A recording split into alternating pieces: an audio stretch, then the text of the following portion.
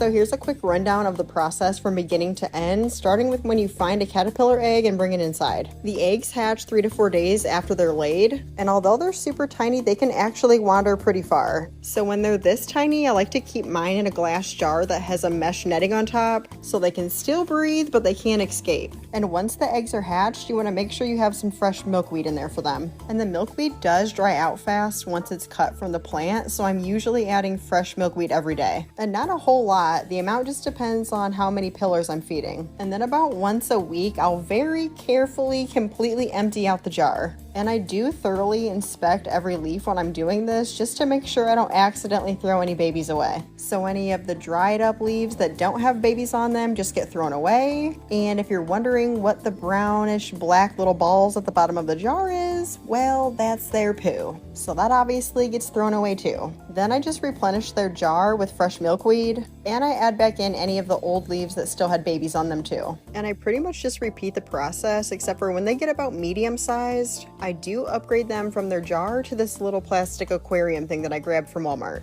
And when they're almost full grown, I move them over to what I call the mansion, which is just this zip up netted enclosure that I get off Amazon. And let me just pause right here to show you guys this. To help keep the milkweed fresh longer when we're at this stage, I'll take an old water bottle, fill it up about halfway, poke a hole in the lid, and stick the stem through the hole. And depending on how many caterpillars I have at a time, I usually have multiple water bottles in one with multiple stems. Because when these babies get this big, they are eating a lot. And finally, when they're about ready to make their chrysalis, they usually crawl to the top of the mansion and they'll hang in a J shape, which is usually for quite a few hours before they finally start to make their chrysalis. And I'm always so excited anytime I get the chance to watch them do this whole process. And this little wiggle routine he's about to do is him trying to knock off that piece of skin that he just shed, and also him settling into his new home for the next 10 to 14 days. By the next day, the chrysalis will harden and it'll end up looking like this. When it starts to look like this, and you can literally see the butterfly wings through the chrysalis, that's your sure sign that that baby will be hatching by the next morning. When they first hatch, their wings come out all crinkled up, but their bodies start the process of pumping fluid to the wings to inflate them. Then it takes their wings at least 2 hours for them to dry before they're actually ready to fly. And once they start to walk around flapping their wings, I know they're ready to be released, which is honestly the most exciting